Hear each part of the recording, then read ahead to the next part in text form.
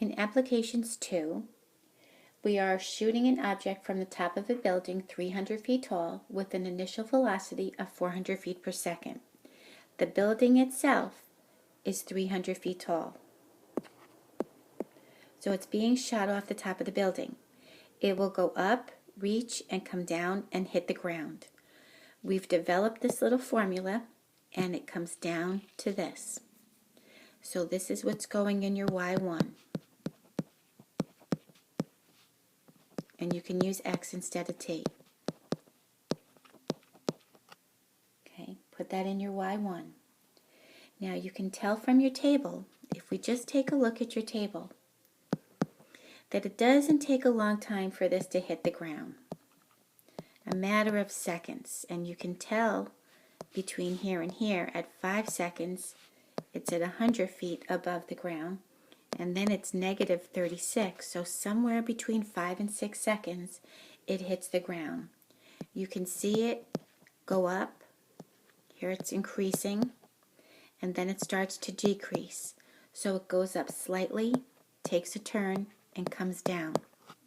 You want to catch this maximum point. The maximum point is the peak, the highest it gets. So if we're looking to see the maximum height, we're going to look for the maximum at 1.25, 325. This is the X, this is the Y. In this case, the X represents the time. It took 1.25 seconds to reach a height of 325 feet. That was the maximum height. This was C. Now B, when does it hit the ground? That's your zeros, or your roots, or your solution of your equation. So if this is factorable, you would factor it.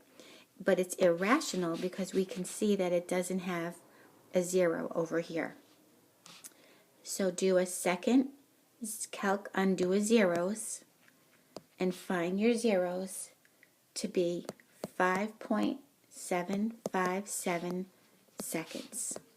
That will be how long it takes to hit the ground.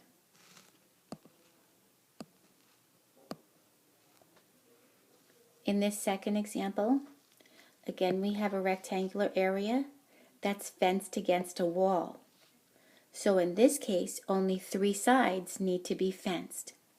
We want to maximize your area using a total fence or a total perimeter of 1,050 feet. So we know that your perimeter formula is this. However, we can't use this because we don't have 4 sides. So we're going to do like we did before and combine these X's. And that's where this formula comes from that we're using right here. So you solve for Y. Again, your area is XY. You're going to substitute them in, X, and our 1,050 minus 2X. You're going to put this in your Y1, and you're going to look for a maximum. And your maximum point is 262.5, and it's pretty high. This is my maximum area. This is my X value. Substitute your X value in and find your Y. So I have an X of 262.5 and I have a Y of about 525.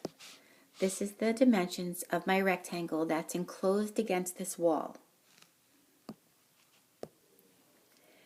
This is another parabola that shows a ball being thrown, but this time the X shows a horizontal distance, not a time. The distance from where the person stood to throw it. So we look at this function, we see it's a negative in front for A, so it's turning down. Again, this doesn't take a long time for the ball to hit the ground, just a matter of seconds. How high is this ball when it leaves the child's hand? That's your y-intercept. you set x equal to 0, and you find 4 feet, which is that point there. So if you cover those x's, you get 4 feet. The maximum height, do your maximum at 2.6. This is at 2 seconds. It is 6 feet off the ground. To find how far from the child does the ball strike, this is its horizontal distance.